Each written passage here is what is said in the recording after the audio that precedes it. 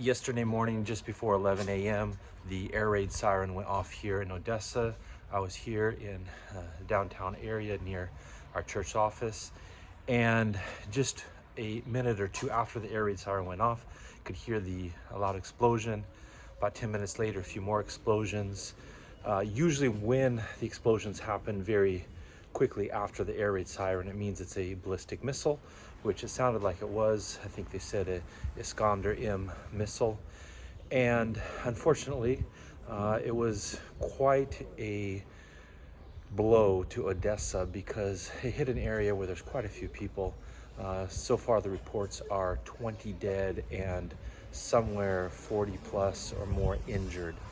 And one of the reasons why there were so many more injured was because the Russians waited until the first responders got there, the firemen, the police, and as those first responders were aiding those who had been injured in the first missile strike, the Russians sent another missile to injure and maim and kill those who came to the aid to save other people. So really tough for our first responders, our firefighters, and our policemen here in Odessa.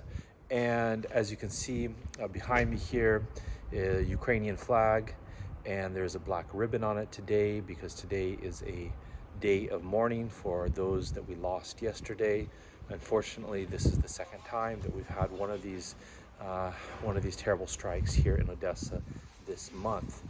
So we ask that you would pray for Ukraine, pray that our defenses would be supplied well, and most importantly, pray that Russia will be stopped, but also pray for the churches here that are continuing to work and to serve and to help those in need in such difficult times. The churches are still working, people are still asking spiritual questions. There are great physical and spiritual needs in Ukraine at this time. In fact, just yesterday, I had a very busy, long day of ministry, and it ended with talking with a young man, 25 years old, who was suicidal.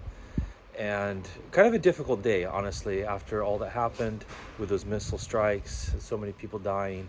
And then, but God led in such a way that I was able to talk to this young man for about an hour and a half and share with him some of the hope that we have in Jesus Christ, that even in times like these, when there are very terrible things happening around us, we can look beyond them, we can look above them, and we can see a God who loves us and cares for us, a God who protects us, and a God who, even in the event that we should lose all that we have and lose our lives, that we will be with him.